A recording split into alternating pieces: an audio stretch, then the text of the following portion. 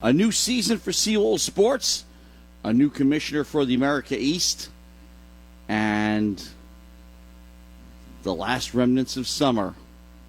All that and more on the sports section. And you know when it starts. Now. Good evening, everyone, and welcome to the sports section. Long Island's longest-running call-in sports program, but because of COVID, the callers are the hosts. I'm Matt Mankiewich. Zach Wilson, Ken Fermin joining me till midnight. Mike Anderson possibly joining us too? Well, we'll find out. But most importantly, we start a new year because this week, women's soccer will open their season at Hofstra, and weather permitting, they'll play in the rain, but we can't broadcast in the rain. We may be bringing it to you on WUSB, but we'll be checking on the status. And again, WUSB.FM/sports once the schedule is finalized, and we will definitely let you know about that too. But the big story, and guys, I want to lead with this because it happened during the week, and it is, of course, the biggest story by far to happen to Stony Brook Sports and, of course, the rest of the conference, is the appointment of a new commissioner for the America East Conference, and his name is Brad Walker. And Brad Walker has been hired, and he'll be working out of Boston. He brings 15 years of experience. He is the fifth commissioner in America East history. But most importantly, a lot of his background comes from the NBA G League. He was the head of basketball operations, oversaw the expansion by 11 franchises in the G League, and he has the task right now to take the America East to the next level, because he also has prior experience in two other college conferences, one most notably the Ohio Valley Conference, which, by the way, is kind of on the level of the America East, and yet, a couple of years ago, sent two teams to the NCAA basketball tournament, and both teams won a game. So, the Ohio Valley guys, Conference? This is good news. Brad Walker was responsible for, when he helped out with the Ohio Valley Conference, sending two teams to the NCAA tournament? Did I read that correctly? I mean, yeah. That's from 2007 to 2016. I will read it from the release. Walker was Associate Commissioner and Chief Operating Officer at the OVC, which included a stint as interim commissioner.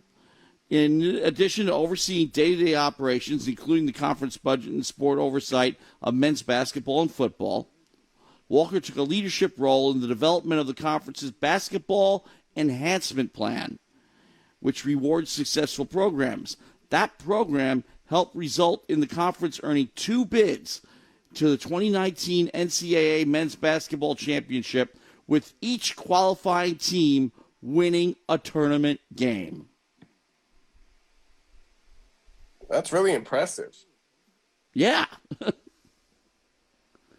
Yeah, I can see what you... I mean, look, we were very enthusiastic about the efforts Amy Huchthausen made to increase the exposure of the conference with America East TV and upgrading the schedules, upgrading the overall RPI.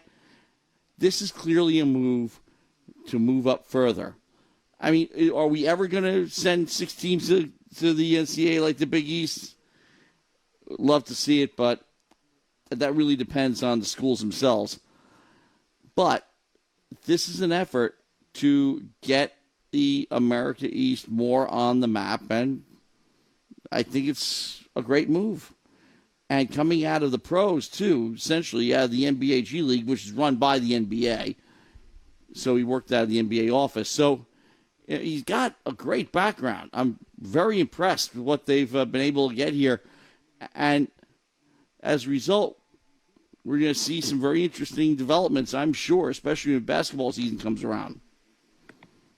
Well, I know it's not going to be pretty immediate for this upcoming season of men's basketball, but if anything, he can really create some sort of future here after the departure of Amy Hutchhausen. But this kind of progress that he has shown over the years, if he's able to show that it's more than what Amy has acquired, then I think so. I mean, it's all about progress, and we know how that has looked over the last few years. It's all about continuing to look further and further into the future here in this century. It's always been that way, especially dating back to about 100 years ago when the NCAA first formed, especially with the sport of basketball first forming. And you see just how much more progress is being made, especially throughout these difficult times.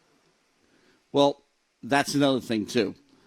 He's definitely taking over in difficult transitional times, and Sean Helbrin also mentioned it briefly in his blog, the Together We Transform blog on StonyBrookAthletics.com if you want to take a look at it. These are very interesting times because here we are, too, in the Northeast where the vaccination rate is high. We have not had to roll back mask recommendations or anything like that, or make them stricter, I should say. But you still have to have that in the back of your head.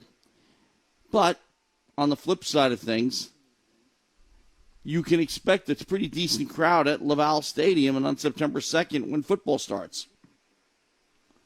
Well, I mean, that's kind of a little different because Stony Brook football is CAA, not America East. But still, I mean, you get other sports like we're talking about two different things here. Football's not America East, but Stony Brook itself has to deal with these issues, whether they're America East Conference games or CAA games. These are things that all the colleges are going to have to face. So, yes, making all the sports even more accessible, that's a high priority for everybody. Because you notice other conferences have done what the America East Conference has done. You can watch any game, anywhere, anytime now, in any sport. And that has definitely improved exposure for all the sports. Has it improved revenue?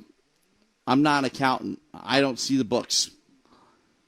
But I do think that it has helped get exposure for especially teams like the soccer teams. Perfect example. Now, first up, women's soccer. Back-to-back league titles. We had Tobias Bischoff last week, and he's getting a lot of credit for creating the winning culture, but it's become a tradition here at Stony Brook that women's soccer leads off the fall schedule, and they will literally kick off their schedule at Hofstra. And then the following Sunday, August 22nd, they will be at Laval Stadium against Quinnipiac. So they'll have their home opener as well between shows. By the time we get off tonight and get back on at 10 p.m. next Sunday, they will have had two games in. It's going to be a pretty fun week to see what Stony Brook women's soccer is all about. We know that, as he just said right before, about Tobias Bischoff creating a winning culture in his first few seasons with the team, and it's going to be really quite another fun season to watch as a women's soccer fan. The fact that they're also once again projected to take the title, the third time in a row, in fact. And that's another thing. We talked about the Commissioner's Cup a few weeks ago, right? This is something I didn't know. 19 America East titles since 2015 combined for all of Stony Brook sports. No other school has won as many in that time stretch. That is a really big milestone to take notice of if you're a Stony Brook fan, because pretty much you know that those titles in 2015, pretty much the biggest one of them all, we probably started off with Stony Brook men's basketball winning their first America East title, their first ever trip to the NCAA tournament. That was in 2016, of course. I guess one of the biggest titles won by Stony Brook in 2015. Well, I guess you could say 2015-16 season if that's what you're going with. So may as well put down that men's basketball title in that season, of course, and it pretty much continues to go straight from there. You see the continuous success of women's lacrosse each year. You see other sports trying to keep it up. Football having back-to-back. Well, that plays a big factor. When 6 of those titles were won by one team from 2015 on. Of course, they won more than that. They go back further with their streak. But in that time, from 2015 to date, 6 of those 19 titles, nearly a third of them were won by one team. Yeah, you know just what that says about everything that has been going really well for Stony Brook, and pretty much that seemed to have started with Jim Fiore, probably, if I'm not mistaken. He was still with Stony Brook when Joe Spallina was hired. Oh, he hired Spallina. That's true. So, yes, there is a bit of that legacy still left, but Sean Helburn has managed to keep the vibe going, and he's had to make some hires himself. And they have definitely kept things going. Like, for example, Tobias Bischoff is one of them. So he's had that burden of trying to continue that so-called tradition of excellence and take it to another level. Now, there's another thing that he does mention that we should probably mention. Ken wants to chime in on this, I am sure. And the fact that the NCAA is changing. Just over this summer, you've got some conference realignment going. Doesn't necessarily affect us much. Texas and Oklahoma, for example, trying to get going into the SEC, rather. They left the Big 12. And there are going to be some other moves. But part of that is this new legislation allowing student athletes to capitalize on their name, image, and likeness. How does this affect the revenue streams for the colleges? I don't think it necessarily affects them negatively at all, because I am of the Marvin Miller philosophy. Again, I know he's way before your time, but Marvin Miller is the first head of the Baseball Players Union, MLB Players Association, back in the 1960s. And his argument in getting more money for the players and getting free agency and getting rid of the reserve clause is that as the players make more money, their marquee value goes up and more people will want to see them. And it all came true. That they became movie stars. Now, they kind of were before that. But, I mean, let's say, again, I'm doing a flywheel here. It sounds like I'm doing the car show. But there was a restaurant in Manhattan called Toots Shores, Midtown, near the Garden, actually. And it was a popular hangout for New York sports stars, Broadway actors, Hollywood stars coming through New York.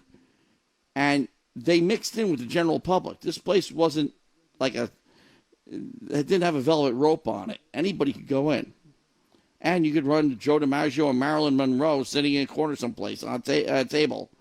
So the whole thing here is that at the time, baseball players, while nationally known celebrities in their own right, weren't making anything close to the money that a Hollywood movie star was making. Not even a fraction. Okay, when Joe DiMaggio got a $100,000 contract in 1949, that was huge. But he only had 2 years left to play. He was making a fraction of that before that, $30,000, $40,000. Good money for the time, but not. The These Clark Gable was making that per picture, or if not more. So while they had the notoriety, they didn't have the money. And Miller, through the various labor dealings, made sure they got the money that was more in line with their celebrity and how well known they were, and more control over their image, over their property, so to speak, intellectual or sports property. So they could sign endorsements and things like that. They did then. And Babe Ruth made much, much, much more money off endorsements than he ever did playing. And he was one of the highest paid players in the game. But that's the case of Michael Jordan, it's the case of LeBron James, and so on and so forth. So this is where I think the collegiate player, by having more control over himself or herself, will stand to A, profit more, and B, get more marquee value for the schools they represent. Guys? Yeah, I think a big point on that as well is also, I think, just the branding. Because, for all the stars you mentioned, I think the one big difference maker between those stars and student athletes today is obviously social media and the branding they put out there. There's so many stars, just in America East alone, who have so many followers doing stuff that sometimes isn't even pertaining to what they do on the field or on the court. It's almost as much as what they do off the court that gets them followers and what's invested in them as well. So on that front, for sure, the opportunities for them to make money is only going to increase their stock tenfold and get eyes to the programs they're getting involved with as well. And, just on the basic levels, it's just a great thing for parents. You're finally going to be able to profit and buy their kids' jerseys. Because, you couldn't even put a name on your child's name on the back of your jersey and see unlegally sold NCAA gear, or that would be a violation. So on that front, I think it's just a great thing there. And again, as I said, with social media, it's only going to grow all of these programs that often get overlooked as they continue to get more and more followers through branding. And really, that's going to be the future of how these programs are going to improve their, not only budgets, but what they're making. Well, the thing that I have a big problem with, and have had a big problem with all my life, and the problem was there long before I was born, and long, when you think about a guy like Jim Thorpe, for example, over 100 years. The problem that I've had is that collegiate athletes were essentially slaves. To preserve their amateur status, so to speak, you basically made slaves out of them.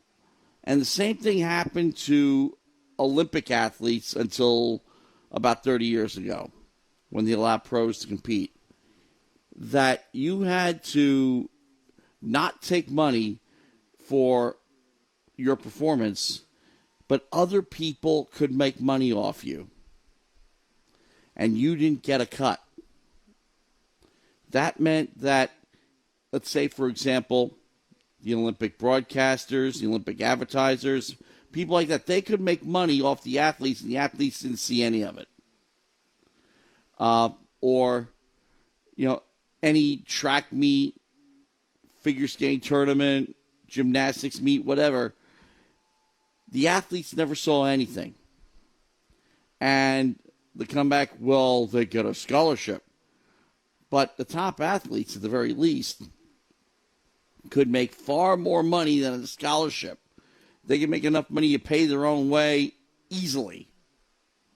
Yeah, and that's the there was a guy as well, because you're also creating the other part too, where every program has a limit on the scholarships they could offer. So there are athletes on those teams where they weren't able to get scholarships. Right. So with this opening, especially in Stony Brook Soccer. Oh yeah, it doesn't matter how good the teams is. There's still, Coach Selena and Coach Bischoff said it. There's still limits on the amount of scholarships you can get. And last year they spoke about how hard it was divvying up between the returnees and the freshmen and sophomores who were joining the program for the first or second time. Yeah, I mean that. Yeah, because the money didn't go up. Limits. Go ahead, Zach. Yeah, I'm just saying that those are pretty much limits or something. Yeah, pretty much. I mean, everybody. It's not always going to be super like unlimited resources. There are two sets of rules when it comes to scholarships: the NCAA rule and, in many cases, the conference rule. Let's say, for example, the Patriot League doesn't give any scholarships despite competing in Division I. All need-based aid. The Ivy League doesn't give scholarships despite competing in Division I. And the leagues can impose further limits in order not to overtax the resources of their schools. And that's why those schools might join those conferences. So I don't know if the America East has stricter limits than the NCAA. I believe they do in some cases. But because that's the level they are in terms of, remember what I said, the America East could pump itself up over the next few years and become a power conference. It all depends on the level of commitment that the schools are willing to put in. If they want to expand their programs to the level of the Big East, then they will compete at the level of the Big East. And they all have to agree to it, because then you're going to wind up with two classes of schools. I mean, we already have a school that decided that they didn't want to do that anymore. Hartford. Hartford's finally saying, no, we're not getting, we're spending all this money in our program. And they've had some success. And yet, now they're saying, we give up. Hofstra dropped football over 10 years ago. And they said, it's not worth it to us. We'd rather spend money building a medical school. We're losing money on this deal. Would the University of Alabama ever do that? No, because they make money. But for the most part, football especially, football's a money loser for most athletic programs. And if you notice, we're going 30 years ago again, when these big schools were allowed to have Division III football programs, non-scholarship. St. John's had a program. Hofstra had a program. Wagner had a program. They still do. Iona, Post, and they all competed together in a conference. Well, half those schools don't have football anymore. But Stony Brook remained committed to it, and as a result, they are the biggest football program on Long Island.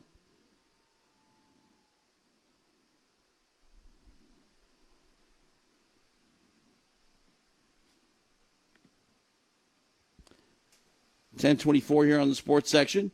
Matt Mankiewich, Zach Wilson, and Ken Fermin here until midnight. And we don't have any guests scheduled for this week, but of course, we're going to see when we can get the new America East commissioner on, and also some coaches as we get ready to get going here on WSB. Our first broadcast, we're looking to get the Hofstra game in, weather permitting, because the forecast calls for rain and we'll be doing it outdoors, and we don't want to kill our equipment at the first game. But we'll have that for you, WSB.FM/sports, once we get the fall schedule finalized.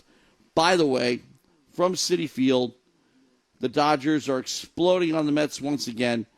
12-4 is your score in the top of the eighth inning. And yes, we'll talk about that in the second hour, but I was looking at Francisco Lindor sitting in the dugout, and he's not liking it. And I'm hoping they don't like this, because the second this game is over, they're on a plane for San Francisco. But we'll save it for later. Let's continue on with the college discussion here and some of the changes that we're not going to see like a tidal wave come through in the fall. We're going to see these little things happen over the course of the college year. And we're going to see how they affect our players, for example. I think perfect example, okay, is that some of the best players of a generation in women's lacrosse have come out of Stony Brook. What will this freedom do for the old Miller sisters, for Allie Kennedy, for Courtney Murphy? I mean, they've got graduates now, they're going into coaching. What could this have done for them, and what could it do for them in the future as women's lacrosse gets more exposure? Well, they're really loving it right now. It's been a great weekend to watch them do their thing, and yeah, it's just gonna really give them all the type of help that they want to like advance their careers and doing something that's keeping the passion alive for the sport that they love to play. Well, can they parlay this? I mean, we're talking about players who have since graduated, but the ones that are currently active. Could this be, first of all, yes, potentially profitable for the players, but also another means for the university to get exposure because, you know, you take a picture of somebody wearing a Stony Brook uniform, that's a win-win because Stony Brook gets represented, so does the individual. It's going to be very interesting to see how this gets monetized, and you know it will. Oh, of course it will. We know that we've already seen how it's been over the last few months. We've seen multiple athletes, probably even Stony Brook athletes, been able to work towards being able to make the likeness, name, and image out of themselves.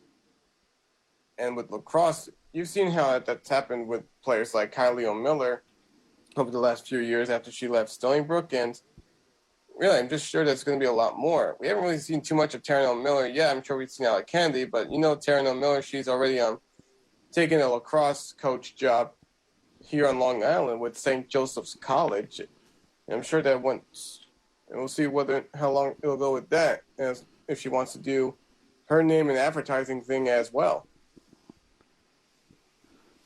Okay, so football, as we said, they have made an addition to the coaching staff.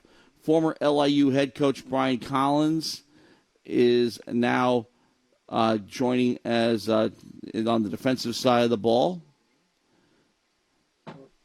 They lost offensive coordinator Carmen Fellows in the spring, and he's going to run it himself, Chuck Priori.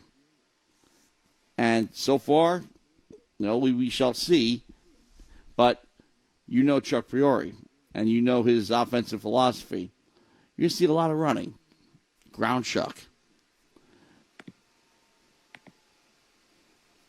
So, what other things do we need to talk about here as we get ready to broadcast and bring you everything from Stony Brook Sports starting next week? The men's soccer team hosts the first two games of the season. They will bring in LIU on August 26th, next week, Hofstra on August 30th. Then they'll sneak out to Philly for a matchup with Drexel. And then two more games at Laval. They get Columbia on Labor Day, afternoon game. And then Fairfield for a Saturday afternoon contest. And then Vermont, September 18th, kicks off the America East schedule. But the non-conference play doesn't round out completely until October 20th when they get Yale.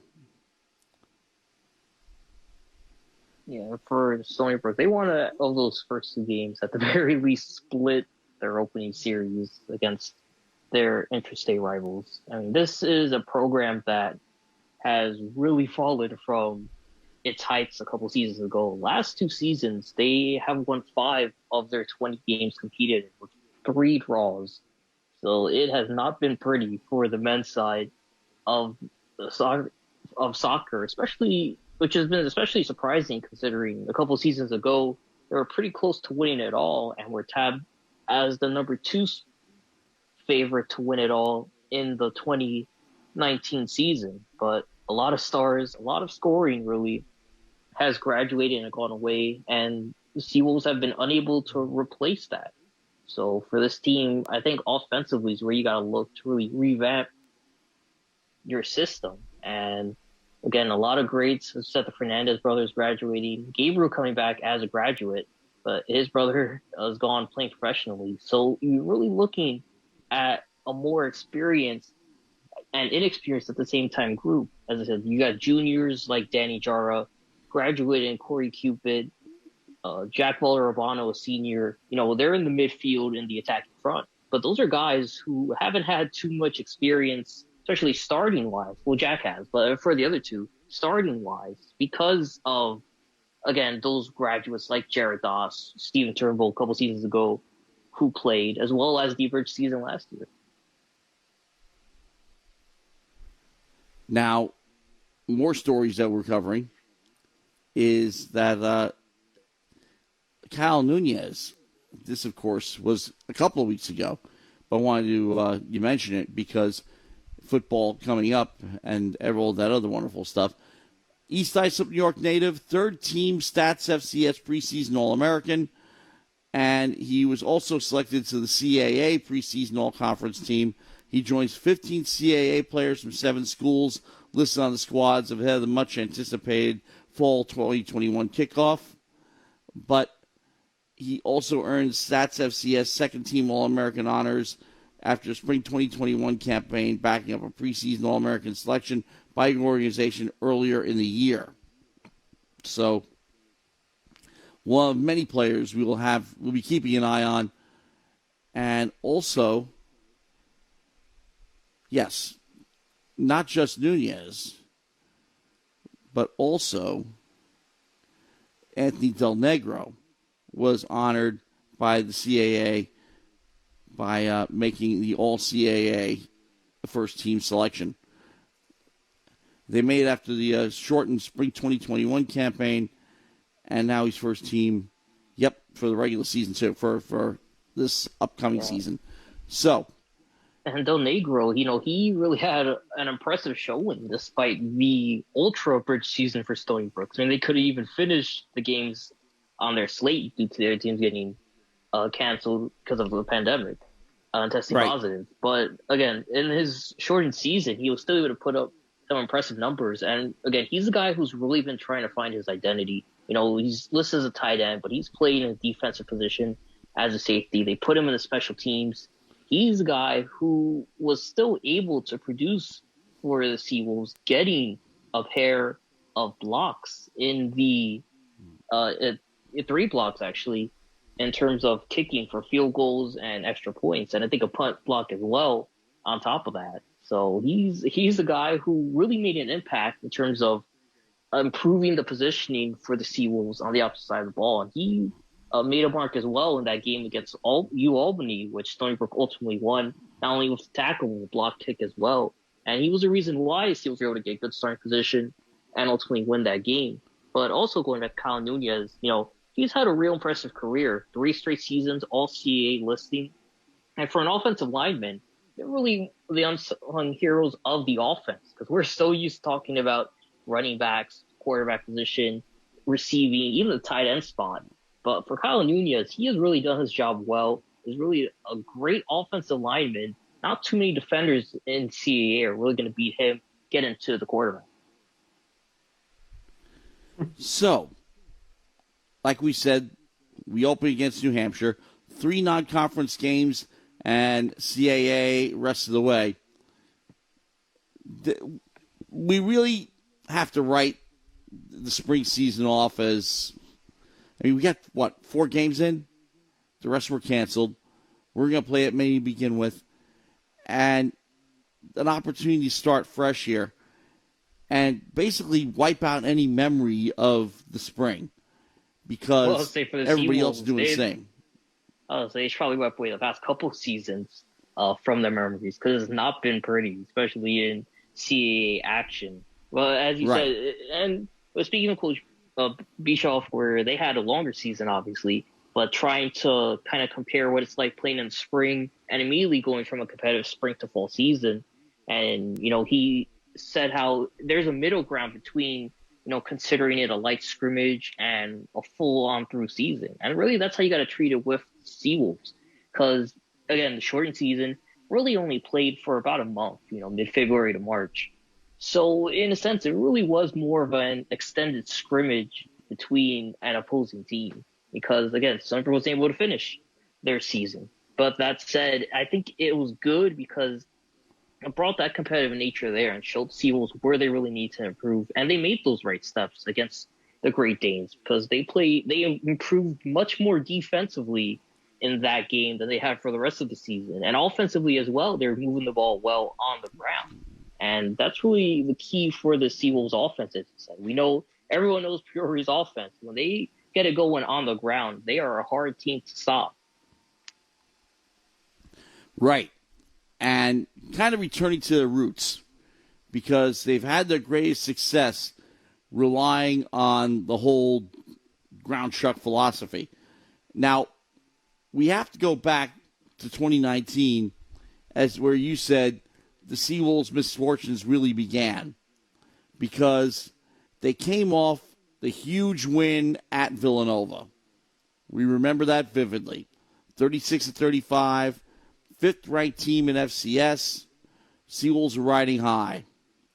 And then they dropped the last 4 games of the season. And they really haven't been the same since. But again, the write-off spring 2021 season.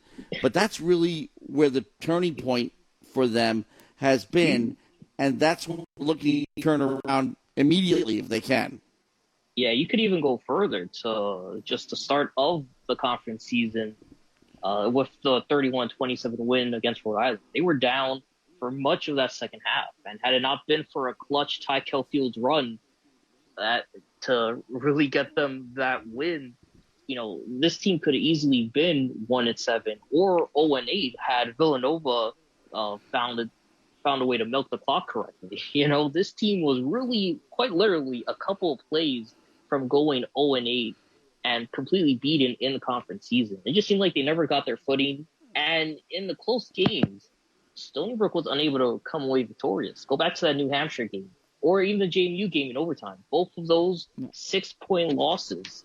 And after that, they really couldn't find their footing again. And they struggled the rest of the way, as you said, dropping those 4 games and the first 3 to start the 2020 season. We looked at the JMU game as disappointing, but we also realized that we fought them hard. So confidence was high going into New Hampshire or going up against New Hampshire at home. And losing that one, I think, was even worse of a killer. I mean, James Madison, you played them tough. You forced overtime. They came out on top. You shrug it off. Losing to New Hampshire, I think, was the killer. Bouncing back and beating Villanova was huge. And that's why everybody thought the Seawolves were going to run the table the rest of the season. I mean, look how they performed against 2 top 10 teams. Didn't happen. Yeah, it just seemed like for that 2019 season, they really struggled to shift it in that second gear and match their competition. A lot of times they started off flat-footed. And going back to the season finale against Albany, they were down 21-0 by the end of the first quarter. Yeah, they managed to make it a 1-score game, make it a 24-14 game at the end of the half. But by the time they really got their offense going again, it was too little too late at the end of the fourth quarter. And again, it's a 5-6 point game on paper. But again, this was a team that was really outmatched from the get-go in that game. And you could describe that for a lot of games the Seawolves faced. Like against number 21 ranked Towson, they lost 31-14 And that was another game where they were stuck on first gear the entire time. So I think, again, we talked about this a couple weeks ago, but I think it's great they're starting off with a conference game, especially a team like New Hampshire, who are also looking to really improve and build on, their previous seasons and start off on the right foot.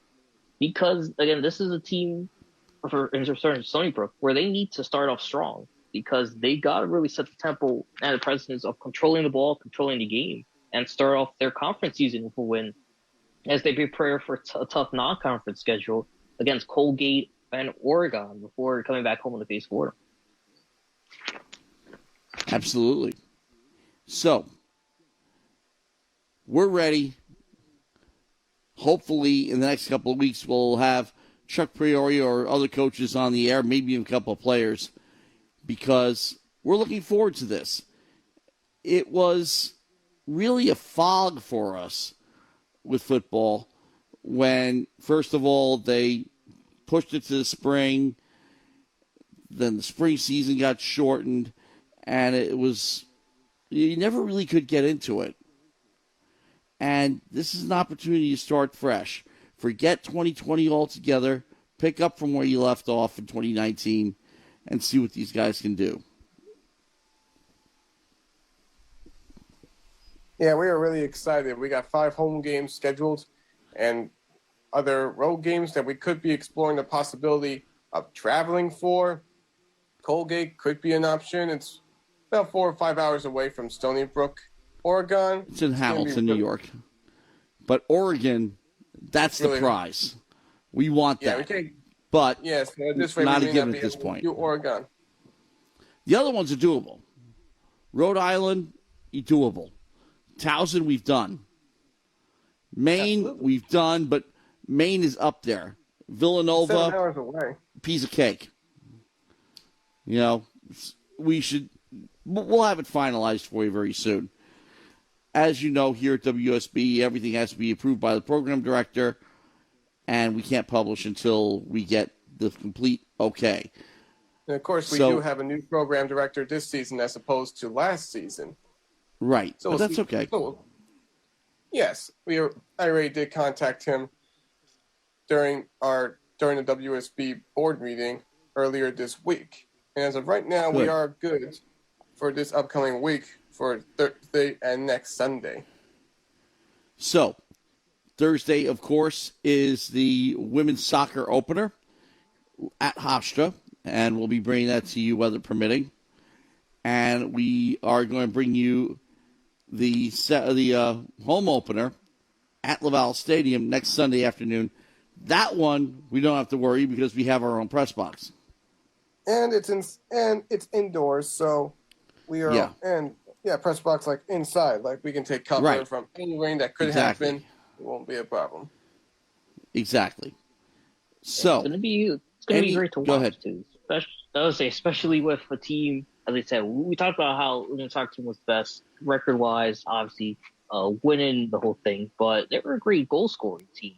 Including non-conference action, they managed to score 20 goals and averaged just under 2 goals per game. So this is a team that had no issue finding the back of the net. I think their biggest flaw, and a lot of times it really didn't impact them too much, was giving up goals. Because for the amount of goals they were scoring in terms of having 20 goals, they still gave up 17 overall in the season. I think they really shined in conference play, though, because it wiped away that goal margin. They managed to outscore the opposition 12-3 on the season. So this is a team, again, no problem finding the back of the net. You have a couple great star leaders, Alyssa Francis coming back. Chelsea DuPont recently named the Conference Woman of the Year. Leadership is not an issue. And we talked to Coach Bischoff as well about him having a veteran team and now really having a lot of the roster understanding, not that he didn't before, but really getting down the basics of his system he's implementing.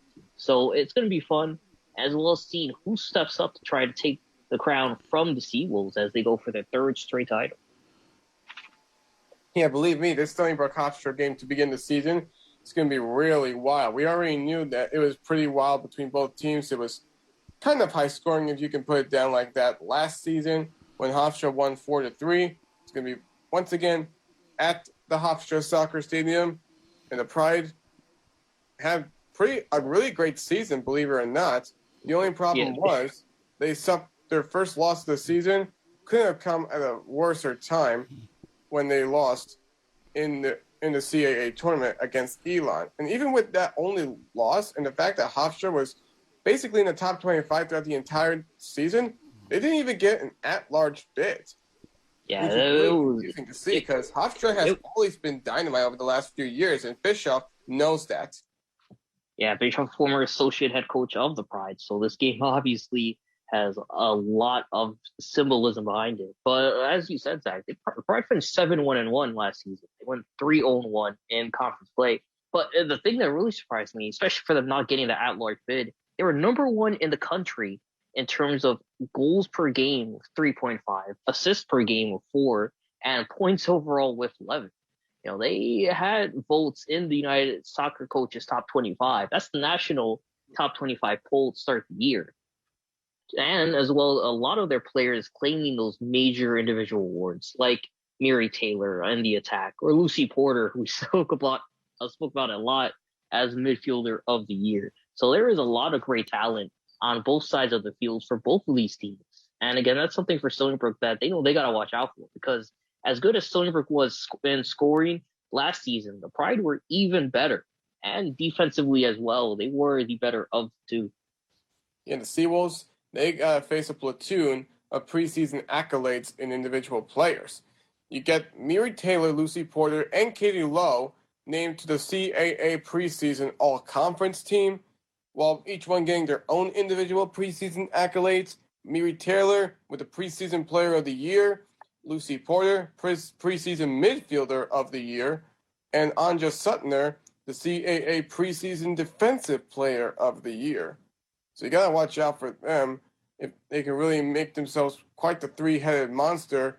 What could turn out to be that starting lineup on the field for the Pride comes Thursday. I was going to say the show is going to be Alyssa Francis and Lucy Porter. I expect both of them to find their way to the back of the net. I think the question is going to be who is going to find more. Is it going to be Lucy? Will it be Francis? Will they both just get one apiece? But also, who's going to step up in the secondary for both of these teams, whether it's offensively or defensively? And you put down Hofstra's schedule this upcoming season as well. They're projected to finish the top of their conference once again, which they did in the regular season up until the CAA tournament. After Stony Brook, they face another America East foe. They head upstate to take on the Great Danes at UAlbany the same day Stony Brook hosts Quinnipiac. And also, they got a tough Big Ten foe to face. As Stony Brook did in their first 2 tournament appearances ever, so shall Hofstra. They shall head to Happy Valley, taking on the Penn State Nittany Lions on August 29th. For them, their conference play will begin on September 26th when they host Towson. And that little conference tournament rematch that they'll have with Elon will be 1 week before Halloween, which is down in North Carolina against the Phoenix. So it's going to be a pretty interesting road to see Hofstra try and get back to the NCAA tournament after missing it in the spring.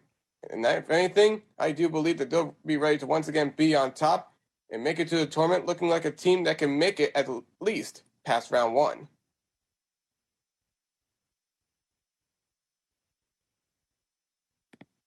So, we're coming up on 10:49 here on the sports section, spending the first hour taking care of business as we get ready for the beginning of the Stony Brook sports season. Matt Mankiewich, Zach Wilson, Ken Fermin here until midnight.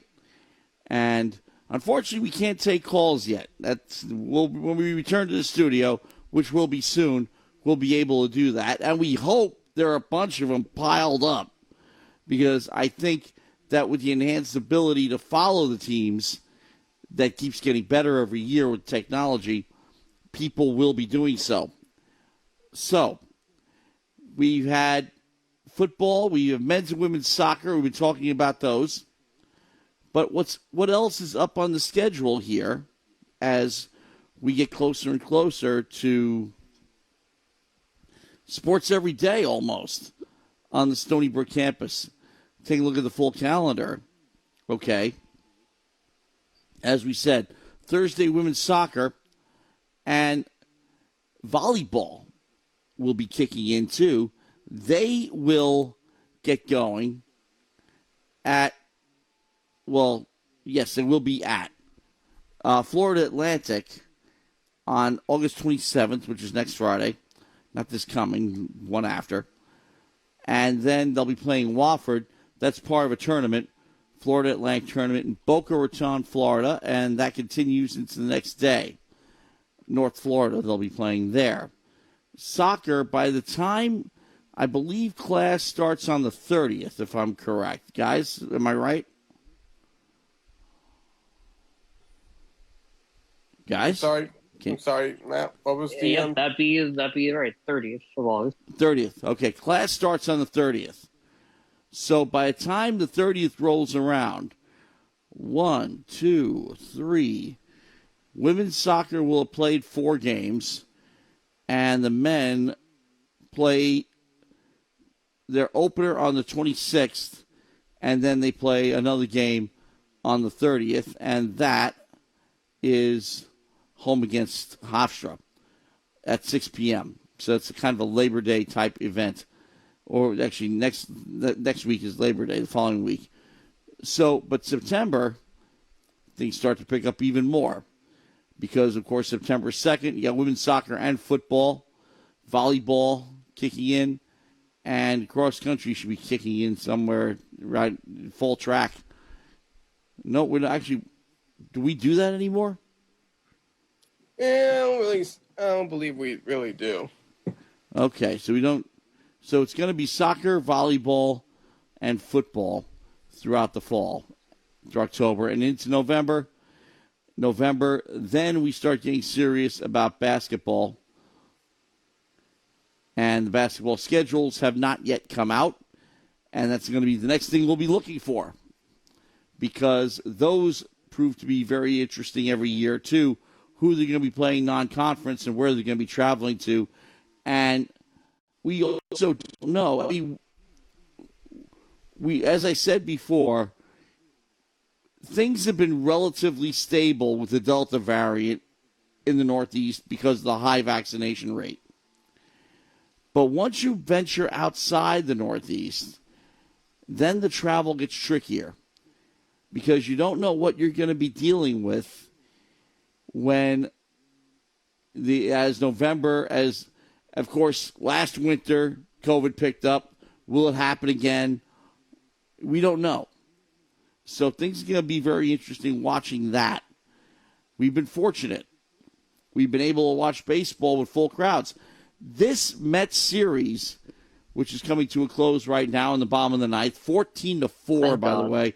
The Mets brought out 2 position players to pitch. They brought out Brandon Drury and Kevin Pillar to pitch the top half of the inning. I mean, this is a disaster.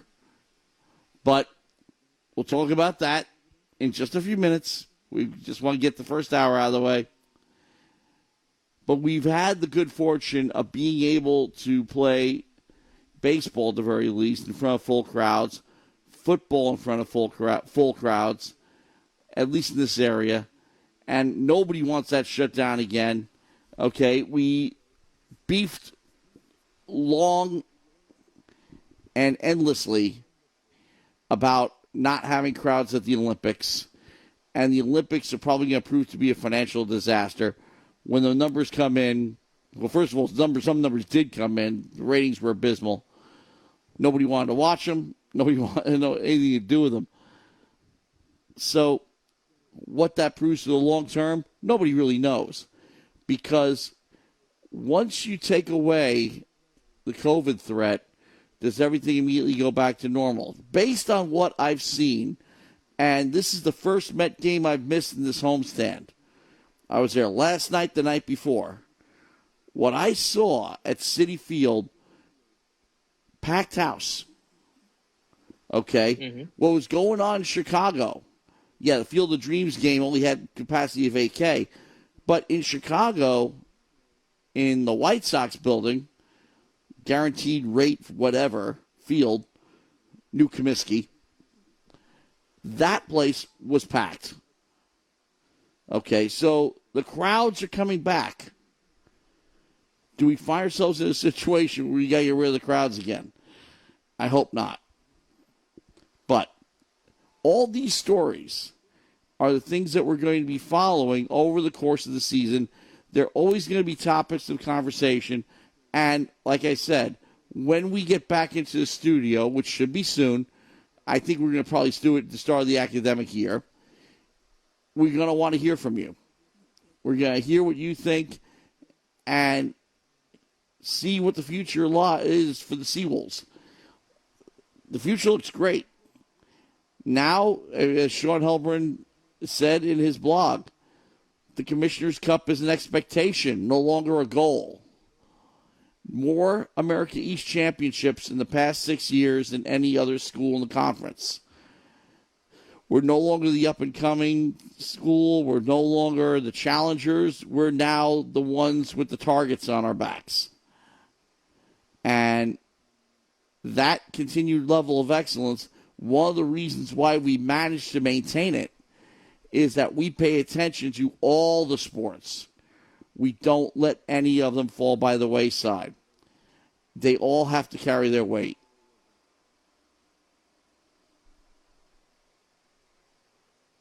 Yeah, that is true. They all have to do their own part. So, watching the Mets with 2 outs here in the bottom of the ninth, down 14-4, and now we can segue in. It's 10:57. I'm tired of waiting. This is WUSB Stony Brook, the sports section. Matt Mankiewich, Ken Fermin, Zach Wilson here until midnight. And now we got to do it because the game is over. The Dodgers have swept the Mets, stomped on them tonight, 14-4 the final. And then, which I don't know if it's, I'm trying to remember any other stretch played by either the Yankees or the Mets where you play only 2 teams in a 13-game stretch and the 2 teams happen to be the best in baseball. That's what the Mets are dealing with, and so far they're 0-3. I was gonna say, I feel like it happened in probably 10 years ago, when with the Dodgers and Giants. This Well, theoretically, pretty custom. Well, the Mets always play the Giants and Dodgers in August, but the Giants and Dodgers happen to be the best 2 teams in baseball right now. The Yankees have had and do have in their schedule stretches with just the Red Sox and the Rays, who are the 2 teams they're chasing in the American League East. But the Mets have to put on a better performance than this. This one is the write-off game. The problem was the first 2 games they were in. The first 2 games were winnable. But we went through it last week. They didn't hit.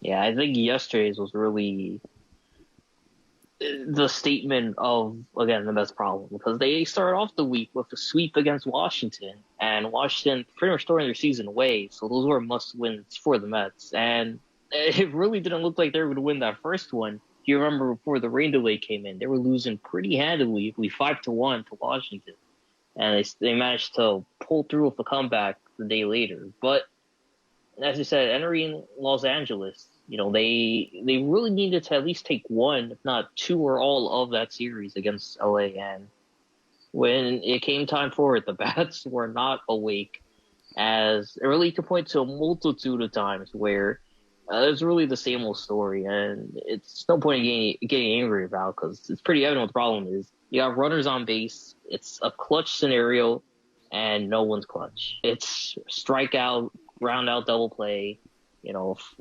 fly out, shallow fly out. This team, when it's do or die, this team dies at the plate. And this one was, you could have penciled in the loss because of Scherzer. But the other 2 were winnable. Yes, yesterday's an extra innings, very winnable. And the frustration continues. And, of course, the frustration continues because, as we were saying with the National League East as a general rule, is that everybody else is treading water. Philly got back into the race and took first place for like 5 minutes. And but then they came back down to earth. Yep. Same thing with the Braves. So they're basically handing this division to the Mets. It's there for the taking. If they get their act together. It is Atlanta 1, Philly 2, New York 3. And Mets are only 2 games out of first place. So ideally would only take another sweep against division opponents. The problem is Mets don't have a division opponent on the schedule for the foreseeable future. They got the Giants and the Dodgers again. And already 0-3 to start this West Coast trip. Look, we know the Dodgers are good. Okay, the Dodgers, of course, there's only one team better than they are. The team the Mets play in San Francisco tomorrow night, the Giants. But the Dodgers showed us something. And the Dodger fans at Citi Field showed me something, too. I didn't notice them as much as I did this past weekend. But they're there. As Dodger fans, and here's the thing. The Dodgers left Brooklyn in 1958. That's 63 years ago. But these fans were much younger than that. So I'm like, where did their allegiance to the Dodgers come from? Are they transplants from out west? I don't get it. Where'd all these Dodgers... It's got to be smart fans where you look at New York, you don't root for the Yankees, but no way you want to root for the Mets. So you may as well go with the originals from Boston, from Brooklyn, or New York Giants. So I can't blame them one bit, especially when the Dodgers once again prove they have the Mets number. Well, that hasn't always been the case. You know, I do remember a couple of playoff series where the Mets stomped on them. And, of course, it went the other way back in 1988, but that was 33 years ago. The 2 more recent meetings, the Mets prevailed. So it's been back and forth with the Mets and the Dodgers. And I think it will be, I'm just wondering what it's going to take. Because this time around, the bullpen let them down. Uris Familia is their oldest Chapman. He used to be unstoppable. Now he's a disaster. I wouldn't even say that. You know, he was, less unstoppable than Chapman was at his peak. Familia was good. Now he's become serviceable. Now, not even that after his performance over the past couple of games. As you said there, the bullpen really struggled to prevent a run crossing the board for more than 2 innings.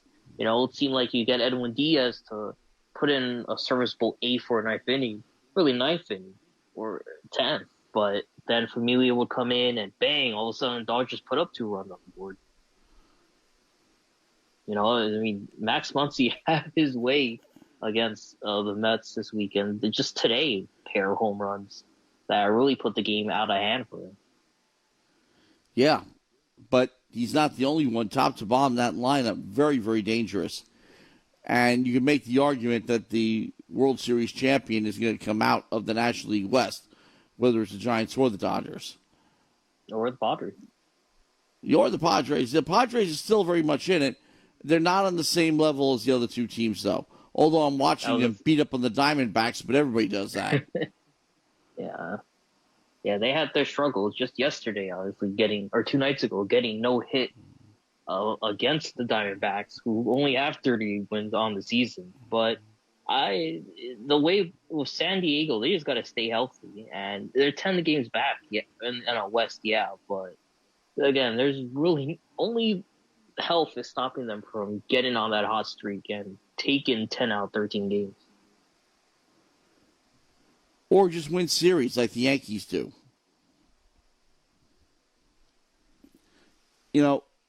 Like I said, 2 out of 3 attainable right off tonight. Tonight was one of those nights. It's the other 2 that really should stick in your craw. Not tonight. Don't bother with it. But winnable games, and then I'm hearing, well, we're going toe-to-toe with them. That doesn't mean anything. You got to win. Yes, it proves that you're not as bad as, let's say, the Diamondbacks. But it also proves you're not as good as you need to be. And you're not going to get DeGrom back anytime soon, but that's not the problem. You're getting good pitching, starting especially. Yeah, we saw it yesterday with Taijuan Walker. He have a 500 record. He had a no-hitter through the seventh. It was the second time this season where he was able to bring in or pull a no-hitter through 5+ innings. And this time especially, he got, I think, 1 run in run support, if even that. You take a no-hitter into the 7th inning, you should win.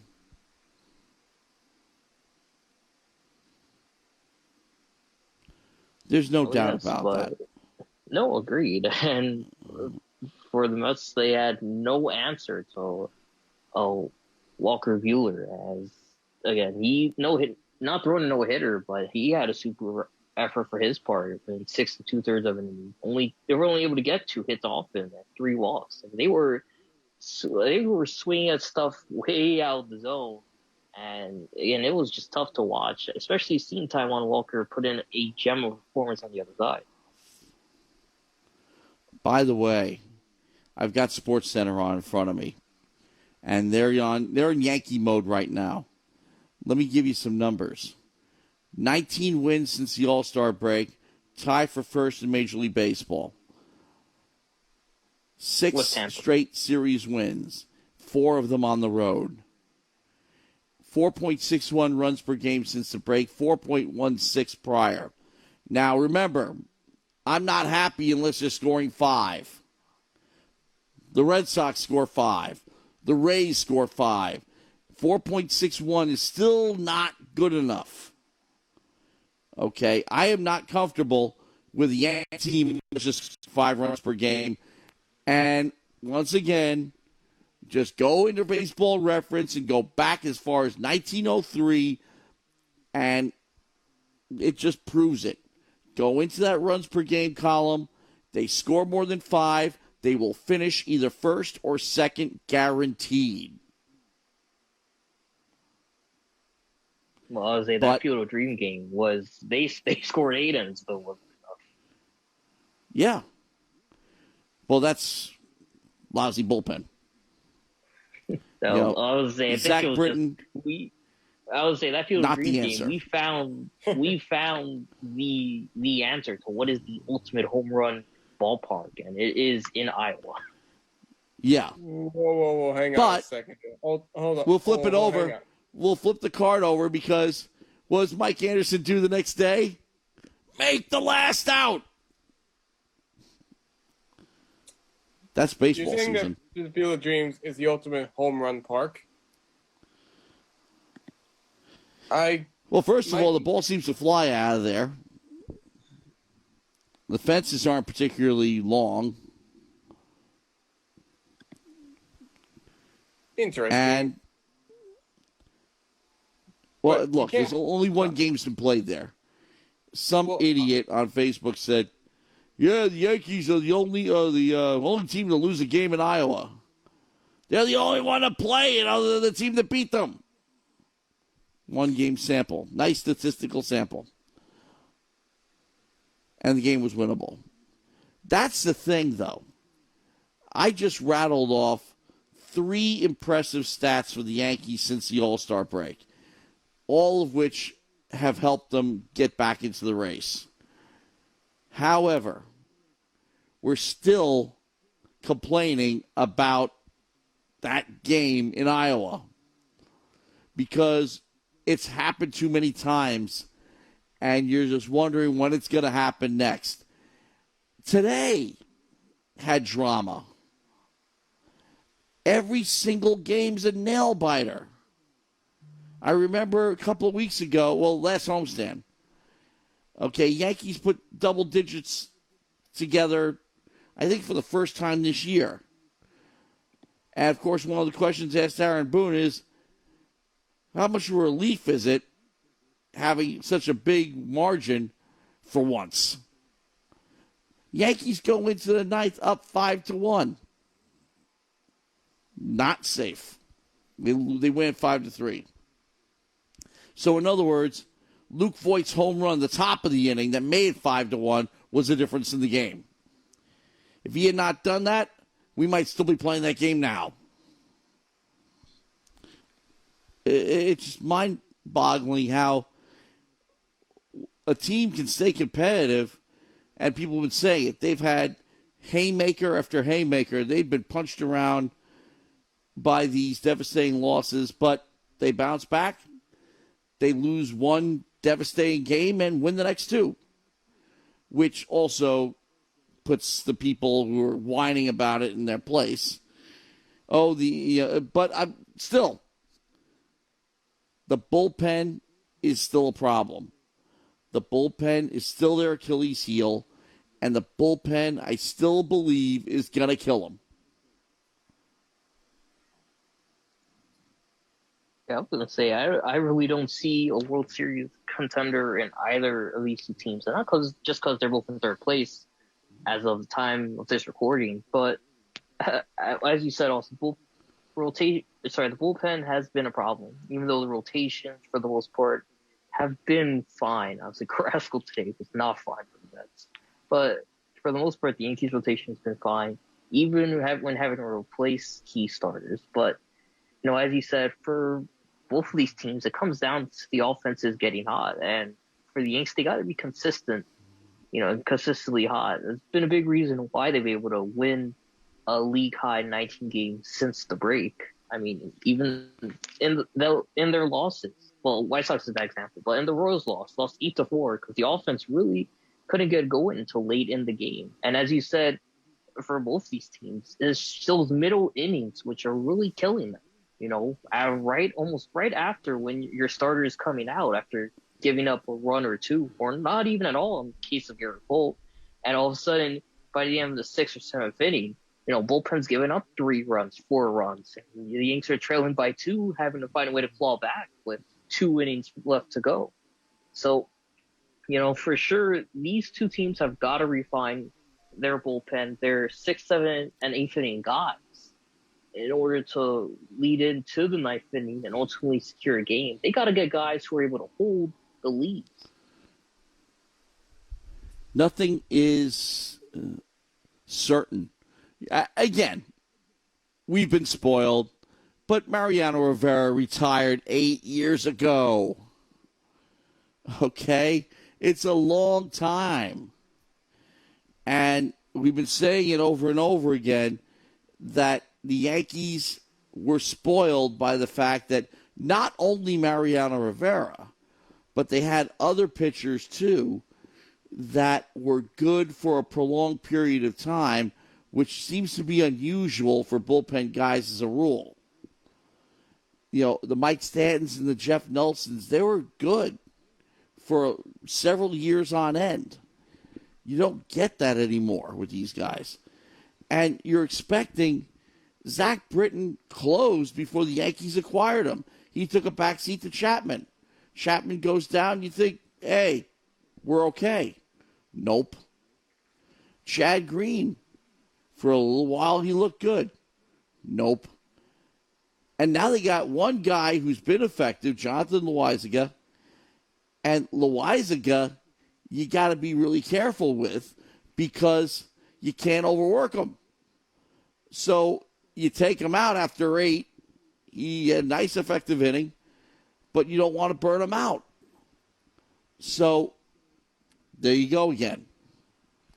Anyways, we saw that today. Loaizaga had a great 8th, and Boone called on, it was Wandy Perez. It was Lucas Luetke, and he really didn't have it. He had a walk, poor base hit to Luis Robert, and then Collins hit that RBI double to the right field wall.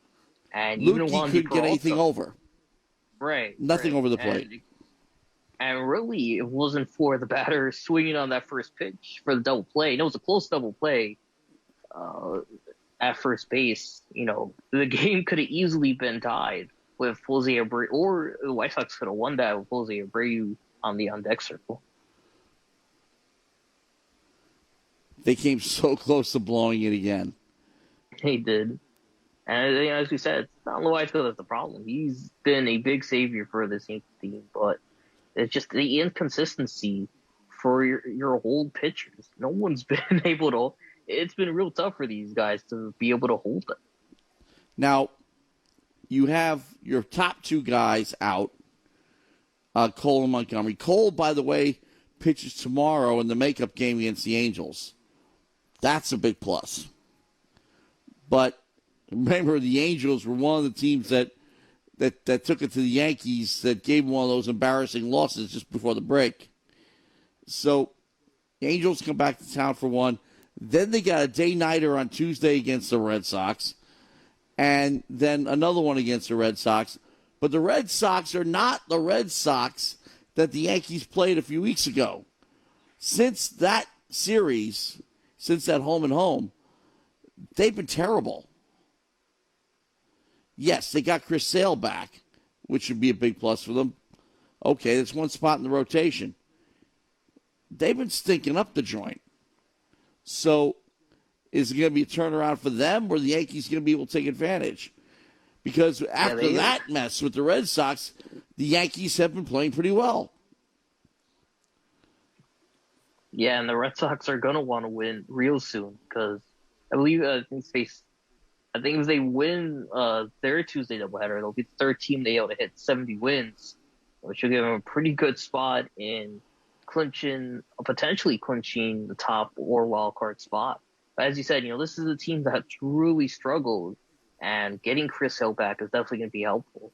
They swept the Orioles, which, again, are an extremely bad team, because it was tough to tell if they really are back. But, you're absolutely right. They got a lot of question marks. And the club that wins the series this upcoming week, I think, is really going to be the one that ultimately goes on to take, at the very least, a wild card berth. Because there's still time to catch the Rays, but that said, these games are so much more important, especially with how close the Red Sox and Yankees are behind Tampa Bay. And two teams where, again, the Red Sox really were in a bad slump for a lot of July, really the first part of August as well. And, I think they started waking up this week when they got 20 and 16 runs. And they're able to score about 6 runs, I think, in almost every game played this week. 5 of the 7, they managed to get at least 6 runs on the board. But that said, they got to do it consistently, which has been their biggest problem. Much like we're seeing the Mets have those offensive problems. And pitching-wise as well, it hasn't mattered when they're giving up 9 runs. Chances to make playoffs, top 3 in the NL East. Mets 78% at the break, 21% now. Phillies 18% at the break, 40% now. And the Braves went up to like 20% to 45%. Largely because of the decline of the Mets. Now, again, where do they get these percentages? Look, you see more and more, because I've got SportsCenter on after the Met-Dodger game. I am looking straight at it. And you see some of these numbers that they come up with. And this could be a hot topic we could debate on for the next 40 minutes of the show. It's 11:19 and 19 seconds. But it's become more bet-friendly, because that's a type of thing you bet on. Now, would I put a couple of bucks on the Mets based on those percentages, and also having seen Atlanta and having seen Philadelphia? Yes, because even if the Mets don't win, I like my odds, because those teams have their own flaws. So, yeah, if you're going to give me odds based on that 21%, I'm taking it. Now, here I am doing the same thing. Here I am being a tout. But that's just common sense, I think. Because they will generate these numbers, and the touts will generate these numbers, and people will try to base their bets on them. And I'm like, you don't do that with the stock market, and you don't do that in sports. You don't make that kind of... You got to watch the games. You got to watch the teams. Fantasies, same thing. Perfect example. I had a conversation with a couple of friends of mine last night at the Met game.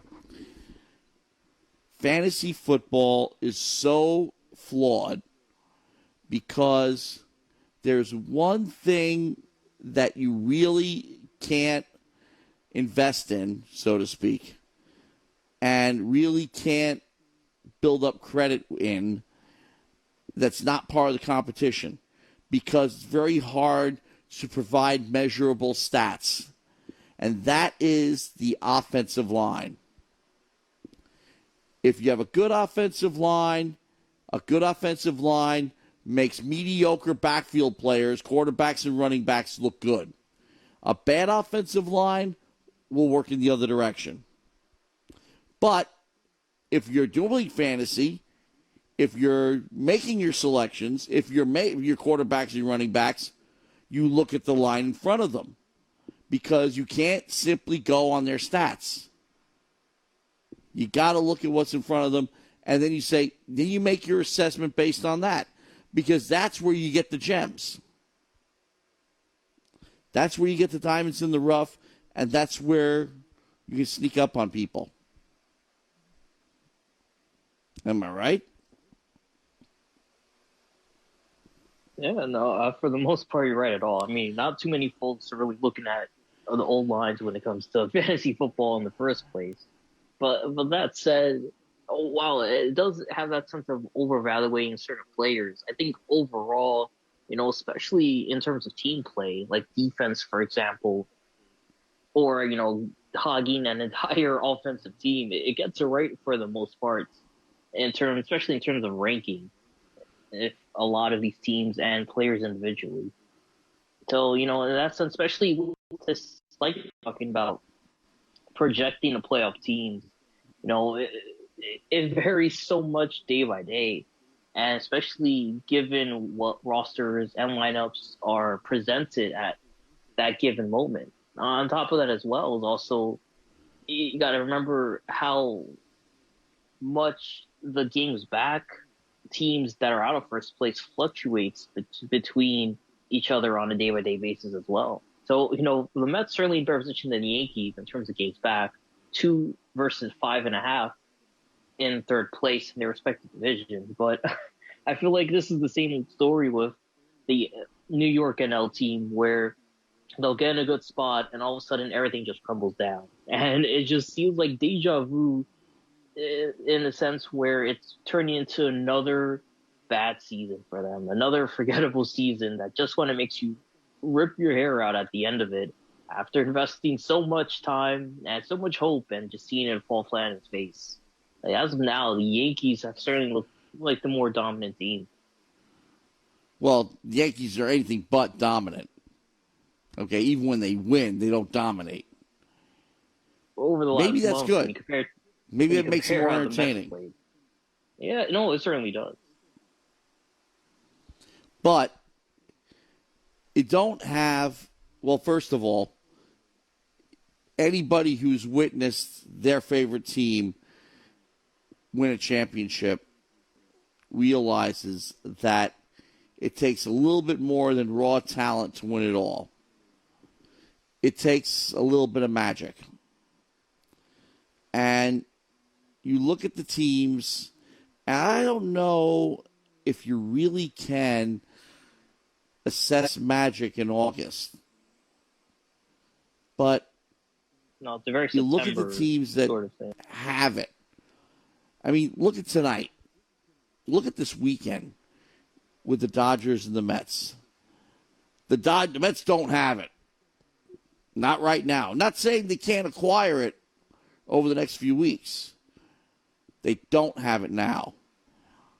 The Dodgers, on the other hand, seem to have it. Now, our first look at the San Francisco Giants, because we don't follow them regularly, will be when they play the Mets. And so far, everybody's saying that the Giants have it. But the funny thing about these Giants teams, this Giant team, I should say, is that the previous 3 championships that the Giants won, they really didn't start turning their season around until right about now. And they were treading water, kind of like what the NL East teams are doing. And then all of a sudden, boom, they take off. And that they did that. And I have a couple of friends who cover the Giants out in San Francisco, and they say they've never been this good at this stage of the season. And I keep telling them, you followed them, you know what happened in the championship years. They basically took the first 4 months of the season off. And then all of a sudden woke up. Now, could the reverse happen? They don't know how to deal with it. They don't know how to deal with a San Francisco Giant team that's been dominant wire to wire, because they never had that. I mean, they had that 103-win team in 1993 that actually finished second to the Braves. But nowhere did they have that end-to-end dominance. Like, for example, 98 Yankees, okay. But my first example of a team that dominated wire to wire was the 76 Yankees when I was a kid, 11 years old. That team went to double digits lead in the division in June and never looked back.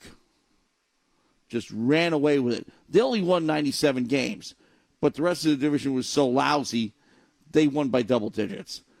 There was a stretch when they went to Kansas City and got beat up, and Cleveland got within like 7.5. But that was it. That was the closest they got.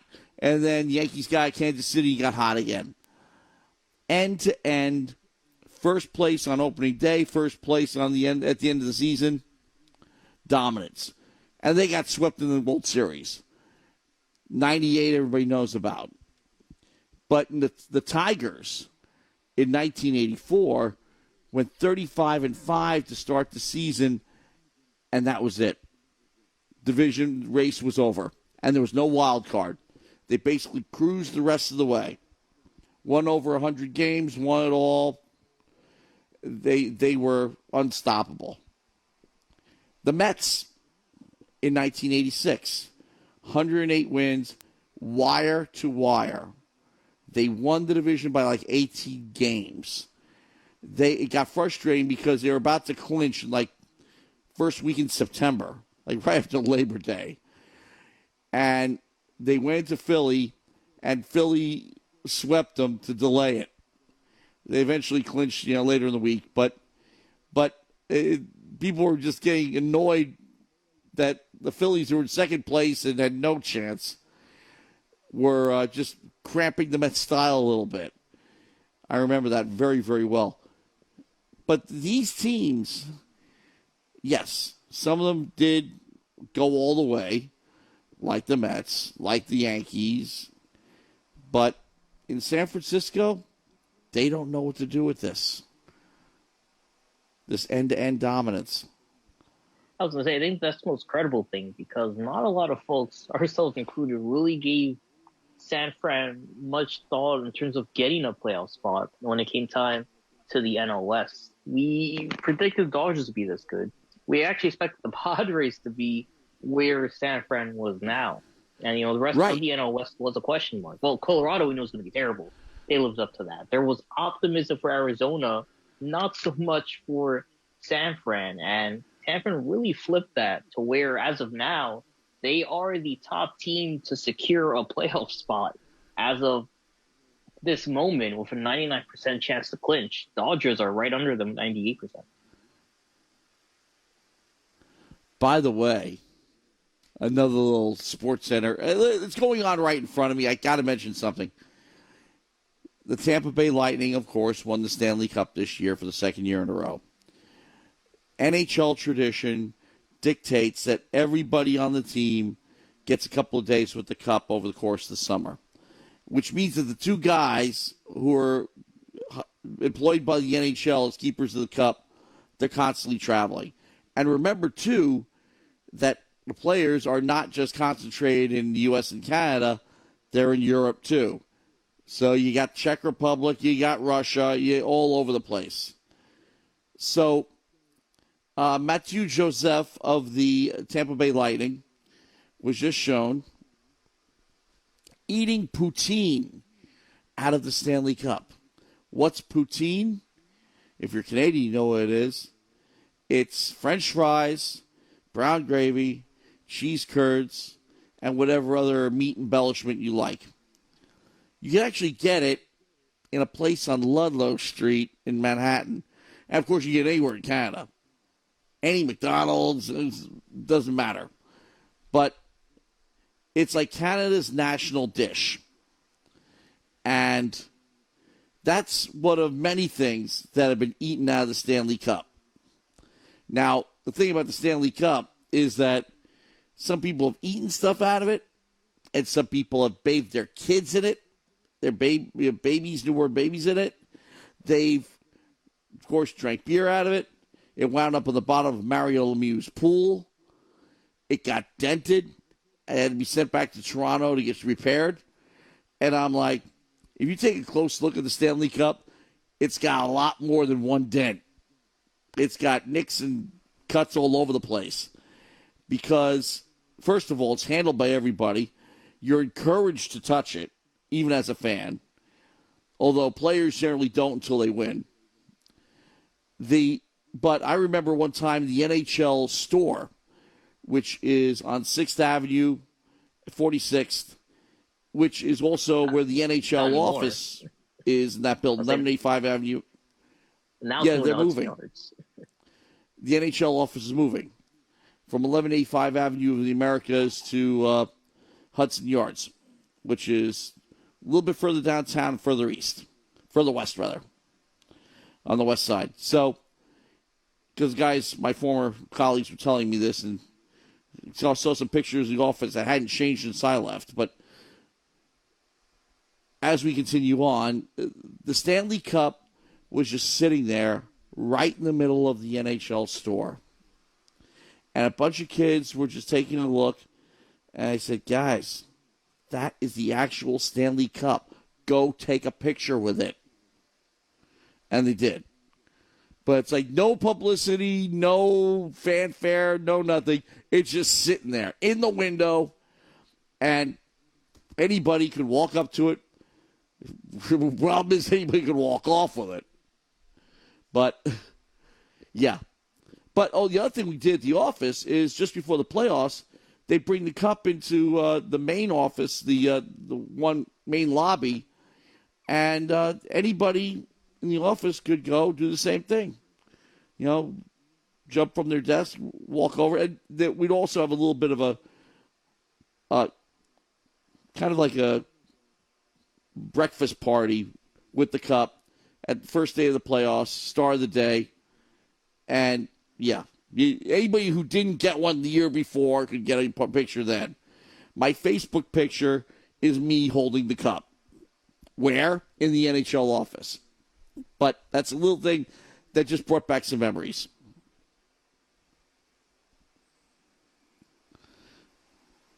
I'm a little disappointed you didn't bring up the best Stanley Cup celebration with Phil Kessel and the hot dogs after he won with Pittsburgh. And he went golfing, filled the cup up with some hot dogs, and had a celebratory meal. That's right. Yeah. I've seen people eat cereal out of it.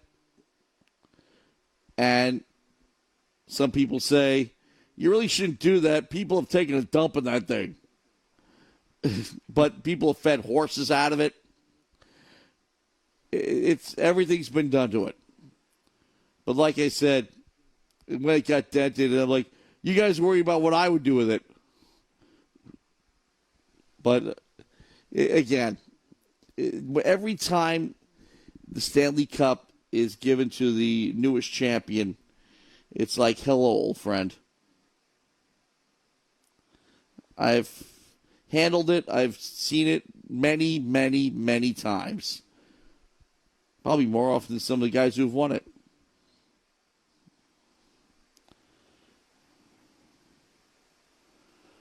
But there you go.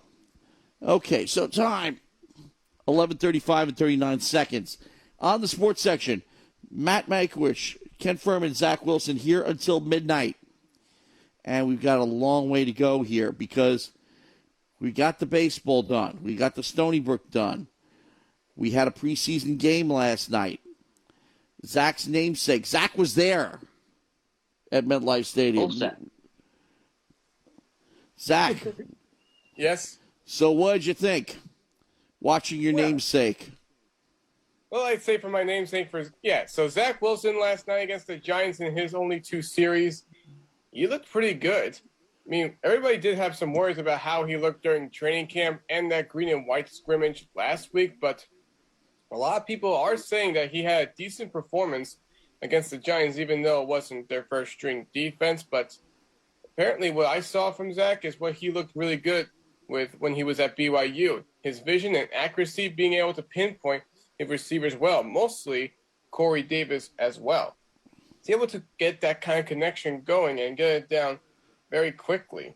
I mean, seeing how it's not completely a full set yet. Like Elijah Vera Tucker doesn't seem to hasn't played a preseason game yet. He didn't play yesterday. You still see that battle at the right tackle between Morgan Moses and George Fant, but overall, if anything, Robert Saleh has really shown that he has complete confidence in Zach Wilson. That he did say, and I quote, he has a really high ceiling for what he can do, especially for his rookie season. I'm not just saying that because of namesake, but really, people do seem to put out that compliment, and that's what I do appreciate. Well, it's one game. Yeah, no, I still gotta agree though, because all eyes are on you. No Daniel Jones yesterday, I believe. All eyes were on Zach Wilson to make an impressive debut. I think a lot of Jets fans were really hoping for a smackdown on the Giants. They didn't get that, but I thought it was still a good performance. And you're right, Robert Saleh definitely showing confidence is there with Wilson. I mean, he only went 6 for 9, yes, 63 passing yards. He wasn't able to get a touchdown. But that said, it wasn't necessarily a poor effort on his front. I mean, I thought he moved the ball well, of good ball control on the offense. It was a good mix of a solid running game and short and mid-range passes. He wasn't trying to throw a long bomb and get a quick score, trying to beat the defense, especially ones with good corners and safeties like the Giants have. He was playing smart football, and obviously that's going to be what's going to help the Jets team in the long run. I think it was a big win for the Jets, not only because they got the win yesterday, but because honestly, it looked like they were playing competent and confident football, and it's something that they have been severely lacking over the past few seasons, especially with Adam Gase at the helm. That's the thing that makes the greatest impression, is that you came in, you watched him, you're not, again, expectations aren't high. This is his first thing, this is the closest thing he's had to regular season game action yet. This is his first real exposure to the NFL game. And you came away with fewer questions than when you went in. And that, while it seems insignificant, if you're a Jet fan, it's a huge relief. That people were expecting disaster. This guy's not going to be ready, and the Jets are moving him along too quickly. There's no competition for the job. They're rolling their dice with Zach Wilson. What the hell are they doing? You come out with one game? Yeah, it's one game. Yeah, it's one quarter. But he hit the marks. As you said, Ken, he looked like he belonged out there. He looked sharp, is the best way to describe it. Honestly, I feel like the biggest win was for an offense as a whole, just because this Jets team was a team that was often dominated in terms of time of possession. I believe the Jets had the ball for, I think it was a 3-to-1 ratio through the first 40-ish minutes of the game. And I'm pretty sure that was consistent throughout, where they had the ball for, I think, for about 35 of the 60 minutes, or even more, maybe 2/3 of the game. And to me, that's what you want to keep for through the regular season, because again, this was a Jets team which often went 3 and out virtually every drive. For them to actually stack up first downs, for them to get those key plays on first downs, move the chains, and just hold on to the ball and show that they had a competent run offense on top of passing with Denzel Mims, Elijah Moore, who didn't play, but is probably going to be a factor. Those signs only point up for the Jets, especially in terms of offensing and putting together good football, good winning football. I think that, yes, they're going to be asking me more questions next week. But building that confidence, first of all, with the team, it's clear the team's confidence is riding pretty high right now, considering the stage and training camp that we're in. The Jet fans, I think, can breathe a little easier. Now, of course, week 1 hits, he gets stomped on, it's right back to square one. But right now, they're thinking, okay, we can go along with this for a little while. We can ride this. We're not going to be calling for anybody's heads, because 2 or 3 bad weeks they will be.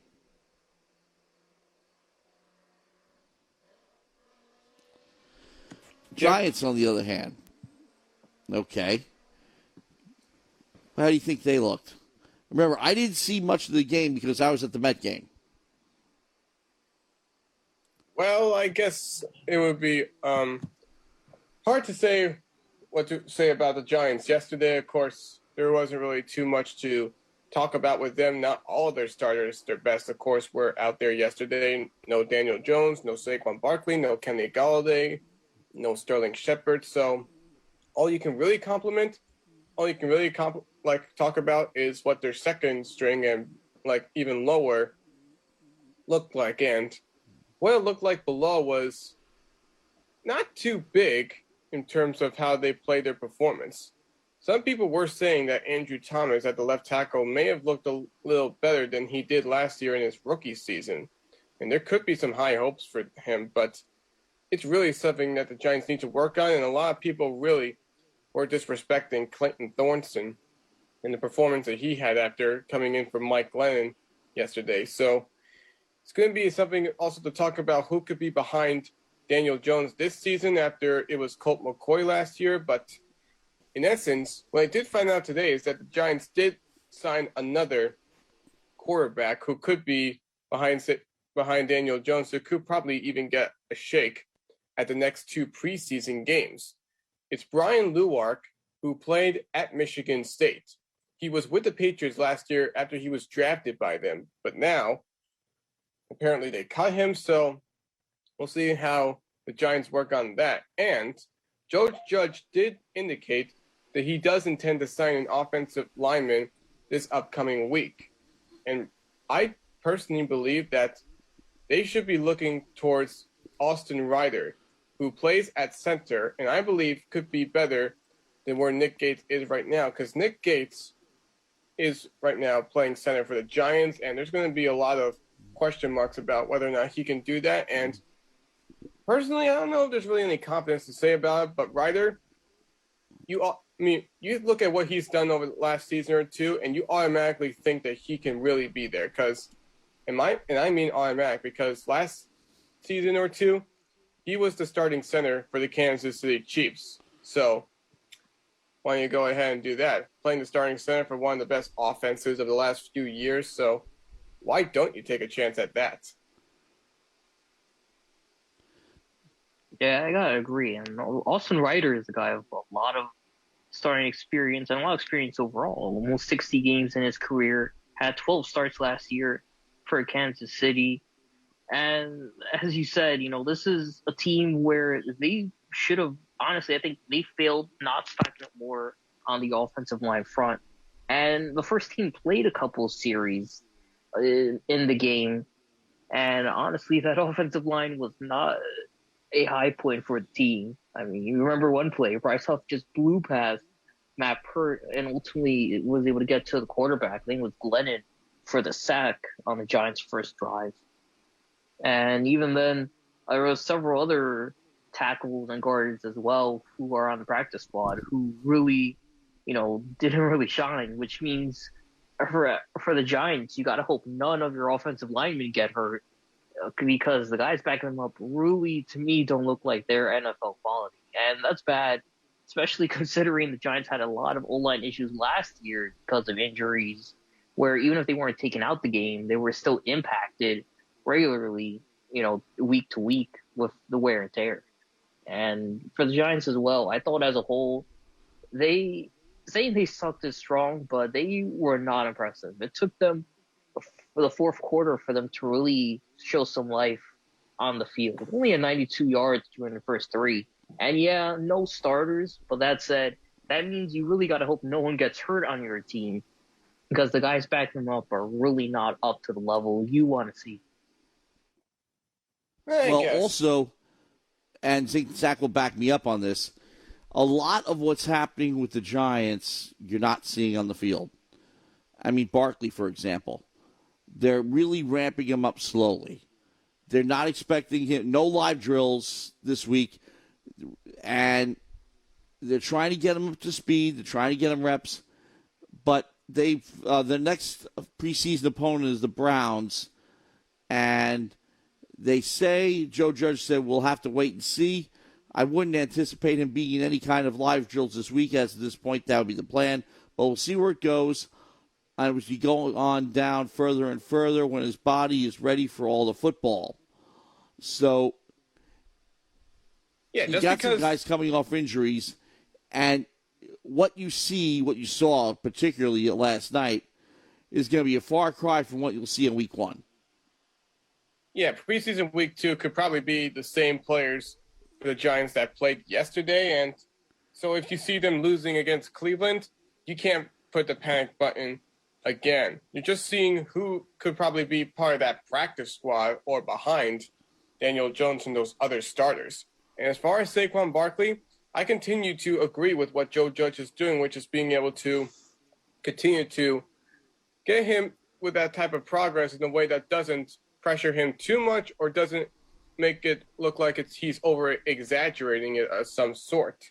I mean, Barkley's not the only star player in the NFL that may not really play in the preseason at all. I mean, this past weekend, and especially today, for the Carolina Panthers, we didn't really see Christian McCaffrey play, and even he had an injury last year that limited his time, not as much as Barkley, because Barkley only played the first 2 games, but you get him. You also get Dalvin Cook and Derrick Henry, all of those star running backs.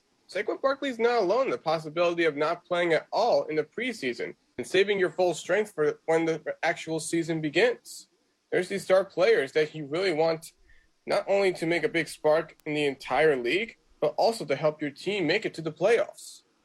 Well, you need them to be ready, too. That's the delicate balance you're dealing with right now. Yeah, that's where training camp comes in. Right. But if you're really not, if you have to move them through training camp slowly, you're dealing with the possibility of them not being 100% on week 1. Your goal is to get them there. The question is, will you? Yep, really big question, though. So that's okay. Because, again, everybody seems to be happy, at least. Well, here's the thing. When you pick up your papers tomorrow, or when you open up your websites tomorrow on sports, whether it's Newsday, whether it's a Post, whether it's Daily News, whether it's the Times, run down Athletic, run down the list, the headlines for New York football are not going to be overly negative. They're not going to be alarming. They're going to be relatively quiet. And that, compared to what we've seen in the past, particularly with the Jets, could be a plus in and of itself. It's quiet. uncharacteristically quiet because the back page is going to be the Mets going in the tank last night or the Yankees nearly going in the tank earlier today. One of them. It won't be football. And I don't even know if the back page today, I didn't see today's papers. I don't even know the back page today really had the preseason game on. So I think they'll pick up, obviously. Your Monday morning back page will be football related once again very soon. But I'm just wondering, how quiet it's going to stay. Well, excuse me, 11:51 and 3 seconds. So the football's been relatively quiet. The baseball has been not so quiet for all the wrong reasons. There is basketball going on. Well, I was going to say real quick, I think the highlight of baseball was Field of Dreams. Because, once again, how awesome was it seeing Gotta get your impressions whole thing come about? It was beautiful. The whole scenery, you could easily get lost in the immersion. And the game did not disappoint. Yeah, the Yankees lost, but that was a slugfest through and through. And like I said, I would not have predicted that the home run king ballpark would have been the Field of Dreams in Iowa. But man, did it deliver. Yeah, I really got emotional. Go ahead.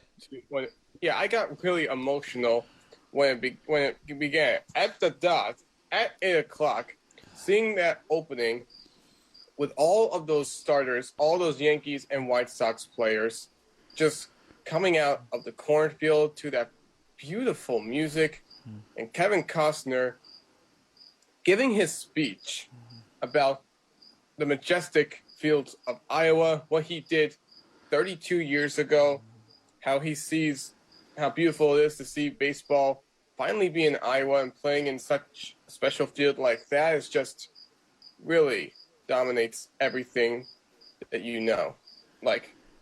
Puts it down that moment, just being across from that actual setting, that baseball field that they created, it looked really good. Well, I'll tell you this.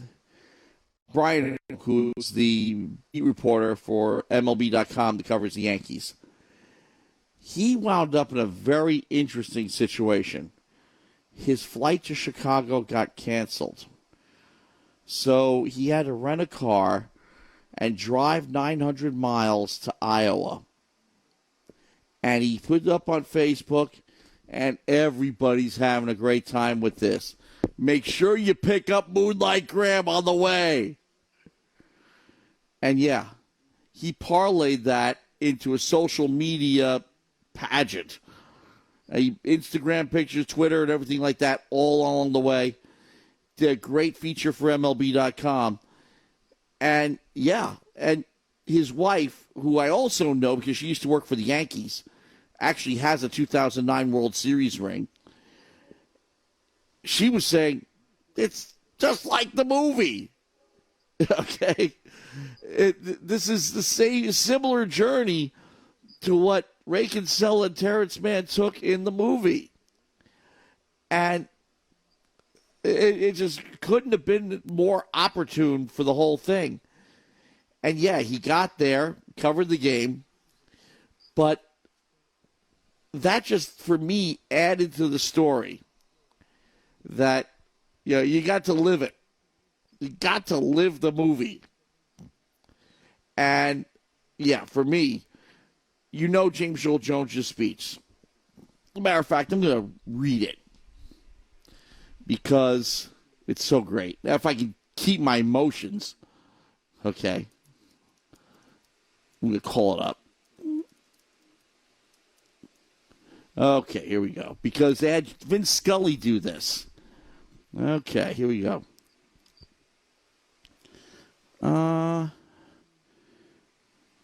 Here we go. They'll come to Iowa for reasons they can't even fathom. They'll turn up your driveway not knowing for sure why they're doing it. They'll arrive at your door as innocent as children, longing for the past. Of course, we won't mind if we look around, you'll say. It's only $20 per person. they'll pass over the money without even thinking about it. For it's money they have and peace they lack.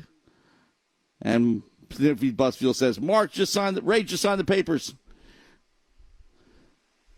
And they'll walk out to the bleachers and sit in shirt sleeves, and on a perfect afternoon, they'll find they have reserved seats somewhere along one of the baselines where they sat when they were children and cheered their heroes. And they'll watch the game, and it'll be as if they dipped themselves in magic waters. The memories will be so thick they'll have to brush them away from their faces. People will come, Ray. The one constant through all the years, Ray, has been baseball. America has rolled by like an army of steamrollers. It's been erased like a blackboard, rebuilt and erased again. But baseball has marked the time. This field, this game, it's part of our past, Ray. It reminds us of all that once was good and could be again. See? Everybody, it happens to everybody. People will come, Ray. People will most definitely come. I can't even do that without breaking down. Could you believe that? I'm just reading it.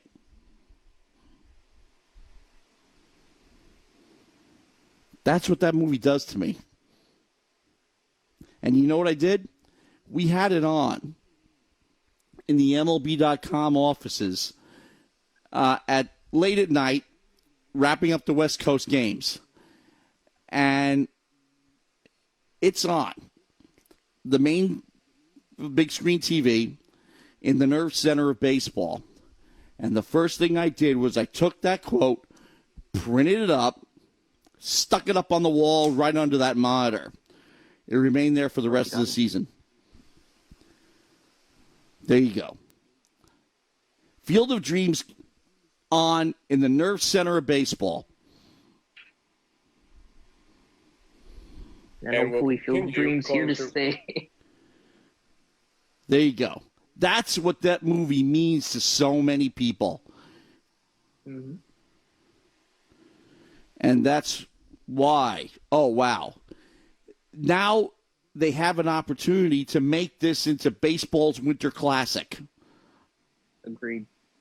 I think you got it at this point. I mean, only was the highest rated overall success. Regular season game in several years. I think you got to go back to Clemens and Martinez, the Yankees Red Sox, or maybe even Ortiz A-Rod, Yankees Red Sox. Oh God, I mean,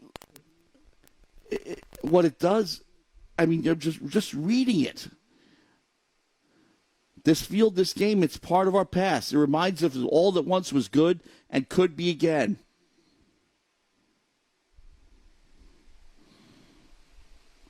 Great. Agreed, man. So, and again, that's one of those things where the score really didn't matter. The game was just so awesome. Just everything about it, I think. You don't see a lot done right, but that one, I think, done right 100% of the way. Wow. But anyway, 11:58 and 50 seconds. And for the first time since May, Zach, what's on this week? All right, so, yep, as indeed, the first time since the final week of May. We have two games Stony Brook plays this upcoming week, both of them women's soccer, to kick off the season. In case you're just tuning into the final segment of the sports section, Thursday night at 7 p.m., the Stony Brook women's soccer team begins their season against their cross-island rival, the Hofstra Pride, in Hempstead.